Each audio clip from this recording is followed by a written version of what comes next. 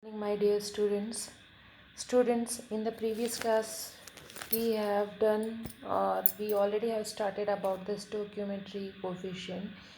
In that I explained you about the coefficient that we know whenever we are talking about any of the chemical reaction, these chemical reactions should be balanced according to the law of conservation of mass, because whatever the amount of reactant is taken part or reacting with one another, same amount of product should form. So for making the reaction balance on both the side, we are putting some of the coefficient before the element and before the reactant, which is called to be as coefficient.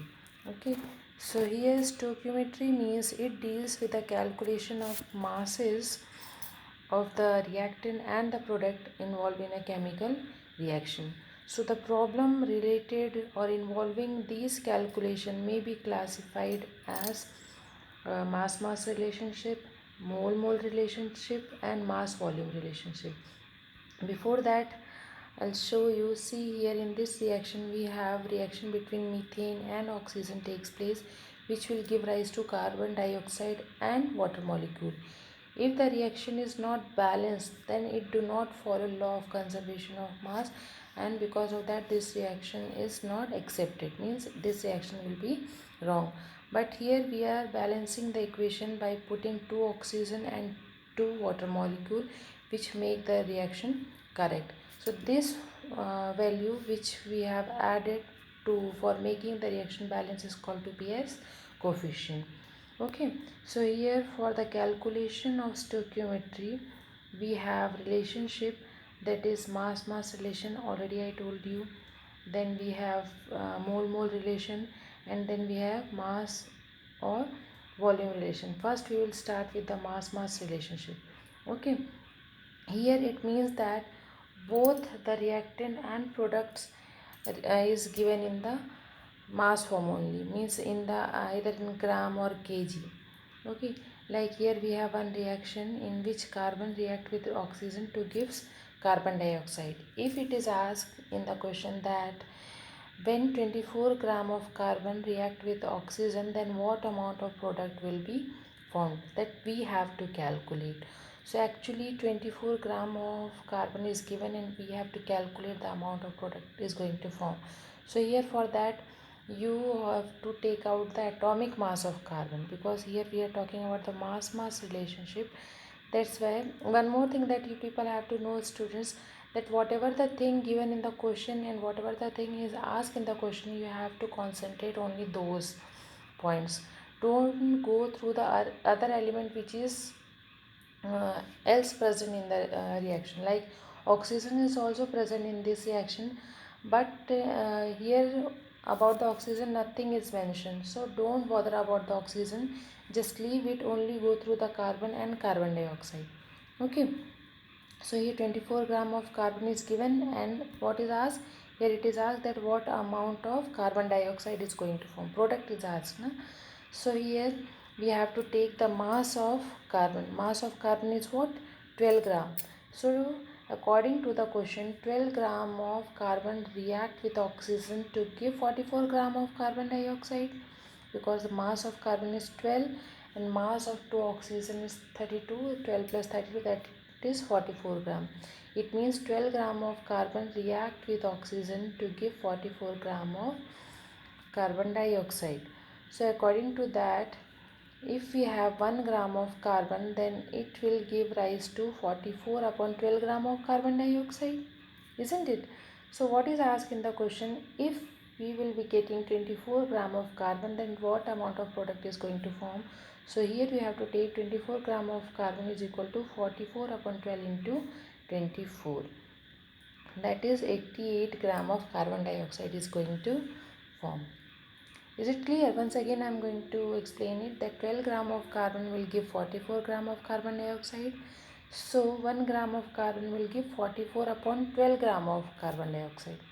So in the question 24 gram is asked, then 24 gram of carbon is going to give 44 upon 12 into 24. On calculating this we will get 88 gram of carbon dioxide. It means If we are having 24 gram of carbon, then it will give 88 gram of carbon dioxide. This is all about the mass-mass relationship. After that we have mole-mole relation. In that mole-mole relation, everything is given in the form of mole, like reactant and product both are given in the form of moles. See here, nitrogen means 1 mole of nitrogen react with 3 moles of hydrogen. It will give rise to 2 moles of ammonia. See what is asked in the question. In the question it is asked how many moles of ammonia are produced if 0.3 moles of hydrogen reacts. Here hydrogen is given and ammonia is asked. There is nothing mentioned about nitrogen. So leave nitrogen, only go through the hydrogen and ammonia. Again, according to the question, 3 mole of hydrogen is going to give 2 moles of ammonia. If we are having 1 mole of hydrogen, then it will give rise to 2 upon 3 moles of ammonia, isn't it? So if we are having 0.3 moles of hydrogen, then it will give rise to 2 upon 3 into 0.3 moles of ammonia. And on calculating this one, we will get 0.2 moles of ammonia. Like that, easily you can calculate that what amount of product is going to form in the form of moles. Next, we are having mole volume relationship. In the mole volume relationship, one thing that you have to know, that in this reaction either reactant or product are in the gaseous form. Okay, it is must. In the earlier reaction it is not must. It may be in the gaseous form, it may not be in the gaseous form. But if it is asked that mole or volume relationship, then here either reactant or product may be in the gaseous form. So what is asked in the question C, like 2 mole of potassium chlorate decomposes to give rise 2 mole of potassium chloride plus 3 mole of oxygen gas. So if we are having, like in the question it is asked what volume of oxygen is produced if 0.5 moles of potassium chlorate decomposes. Here potassium chlorate is given and oxygen is asked. About the potassium chloride nothing is mentioned. So leave potassium chloride, only go through the potassium chlorate and oxygen. See, according to the question, 2 mole of potassium chlorate. Okay, before writing this one, we know that according to the Avogadro's, here what is said, that 1 mole of any of the gases occupies the volume that is equal to 22.4 liter. That already I explained you about this one. Okay, according to the Avogadro, whenever we are talking about the 1 mole of any of the gases, this one is going to occupy 22.4 liter of volume. Okay, that is the standard volume. Like for standard temperature we are taking 25 degrees Celsius, for standard pressure we are taking 1 atmospheric pressure. So for standard volume for 1 mole of gases we are taking 22.4 liter. So according to the question, 2 moles of potassium chlorate decomposes to give 3 moles of oxygen. It is given in the question. So the volume, because oxygen it is in the gaseous form, so here you have to mention the volume also. So 3 into 22.4 liter of oxygen. Okay, so 1 moles of potassium chlorate will give rise to 3 into 22.4 upon 2 liter of oxygen gas. Now in the question it is asked that what amount of oxygen is going to produce if we are having 0.5 mole of potassium chlorate. So 0.5 moles of potassium chlorate decomposes to give 3 into 22.4 upon 2 into 0.5 moles or liter of oxygen. Here on calculating this one we will get 33.6 into 0.5 and finally we got 16.8 liter of oxygen gas. Okay, so with the help of these all relationship we can easily calculate stoichiometry. Now after this one, this stoichiometry, calculation of stoichiometry is based on what? It is based either reactant is given and product is asked, or product will be given and or reactant will be asked. But here we have many more type of chemical reaction in which either reactant is given, reactant and product both will be given, but here you have to calculate the limiting reagent. First I will explain you what you mean by limiting reagent. Like if we are taking a common example, like if we are burning a candle and we in means we have to take a glass tumbler and you have to um, put this glass over the lighted candle. Then after some time what happen, this candle goes off, the light of the candle goes off. So actually why does it happen? Because whatever we know that oxygen is the supporter of combustion. If oxygen is present, then only combustion can take place. If oxygen is not there, then combustion cannot take place. Earlier when the candle it is in atmosphere where we are having sufficient amount of oxygen, it can light it up very easily. But as we are putting an inverted tumbler over the candle, lighted candle, then after some time the candle light of the candle goes off. Why does it happen?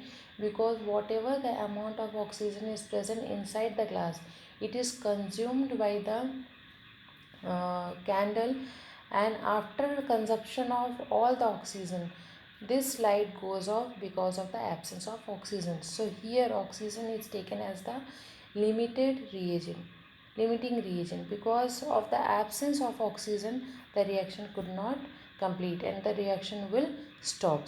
So this is taken as the limiting reagent. Like many of the reactions are there which has to take place. Like we are having two reactant, they have to combine, then they surely will combine and product will be formed. But if one is present in the limiting amount, then it depends that what amount of substance we have taken. On the basis of the limiting reagent only the product is going to form. So how do we define this limiting reagent? It is defined as the reactant which is completely consumed in a reaction is called as limiting reagent, and the substance which are left over after the completion of reaction is called to be as excess reagent. Okay, these things are not in your syllabus for this year. Then also I thought that these few things you people have to know. Before this session we had this topic in our chapter, that's why only introduction of this you people have to know. The substance which are in smaller or less amount is called to be as limiting reagent, which is consumed completely during the reaction, and the substance which is left out after the completion of the reaction is called to be as excess reagent. Okay, here we have numericals also on the basis of this limiting reagent, but because these all things are omitted, that's why there is no need to go through the numericals. Just introduction you people have to know. One more thing here we are having, that is reaction in solution. This is also omitted from your syllabus, but this is very important because most of the reaction that we people are doing in the laboratory, these reactions are carried out in the form of solution only. And because solution is what, it is a combination of solute and solvent, that's why there is need to know the amount of solute is present into the solution or concentration of solute. We people have to know that what is the concentration of a solution or the amount of substance present in it, in its given volume. So these all things we need to know. So for calculating the amount of solute present in the solution, we are having various ways, that is through mass percentage or volume percentage. Second, we can calculate it by mean of mole fraction or molarity or molality. These all things is also not there in your syllabus. Then also you have to know, just introduction of this one you people have to know.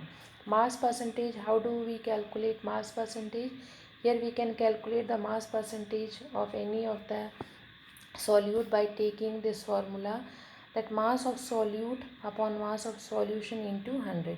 This mass of solute is already given in the question. How to calculate mass of solution? By adding solute and solvent and multiplying it with 100, then you will get the mass percentage. Okay, second we have mole fraction. Mole fraction is denoted as X. Mole fraction is actually what? It is the ratio of number of moles of a particular component to the total number of moles of the solution. If we are having one solute and another solvent, and combination of this one will give rise to solution, and it is asked that calculate the mole fraction of solute or calculate the mole fraction of solvent. So here we have taken solvent as A or solute as B. So first we will be calculating the mole fraction of A. How do we calculate?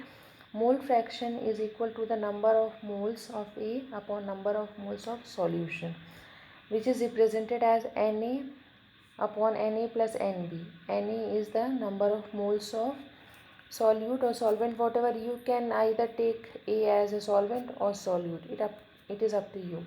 Okay, so number of moles of A upon Na plus Nb, because Na, that is solute, and solvent will give rise to solution. So here you have to write the number of moles of solution. And how do we calculate number of moles? So this number of moles can be calculated by taking given mass upon molar mass of solute. Okay, again we have to calculate the mole fraction of B. Same thing you have to do, that number of moles of B upon number of moles of solution, it is represented as Nb upon Na plus Nb. By this we can calculate the mole fraction. Next we have molarity and molality. These things are also very important, because these calculation we have to do for the numericals, or in the laboratory also we are doing titration. For this purpose also you need to know about the molarity or molality. So molarity, it is the number of moles of solute dissolved in 1 liter of solution. So molarity is represented as capital M, and this is equal to moles of solute upon volume of number of moles of solute upon volume of solution in liter. So this can be written as Wb upon Mb. Wb upon Mb is what? Number of moles of solute into 1000, because it is given in the liter, that's why you have to put 1000. If it is given in liter, then there is no need to write 1000. If it is given in milliliter, then only you have to put 1000. Okay, for converting this one. And we represent the volume of solution. Number of moles of solute, how do we calculate? That is mass of solute upon molar mass. Already I told you that given mass upon molar mass. This mass of solute is represented as Wb, and molar mass is represented as Mb. Now molality, it is the number of moles of solute dissolved in 1 kg of solvent. See, these things you have to keep in mind. In molality we are representing solvent as kg, and here in molarity we are representing solution in liter. So molality is represented as small m, that is the number of moles of solute dissolved in solvent in kg. Here also you have to write Wb upon Mb, that is number of moles of solute, into 1000, because it is given in gram, that's why here you have to put 1000, into Wa. Wa is what? It is the amount of solvent in kg. Okay, so these are the formulas. With the help of this you can calculate the amount of solute present into the solution. Okay, so students, for today we have this much only. With that we have completed this chapter, but once again I will try to explain this chapter in very short before the examination or before the pre-midterm. So I will try to start chapter 2 by tomorrow. So kindly please go through this chapter, because for this session many of the portion is omitted. That is very beneficial for you people, because you are having very less topics in this chapter. So please go through all the topics and prepare it very well. If you will be getting any doubt, then please contact me directly, or you can also message me for any type of questions. Thank you students for hearing me.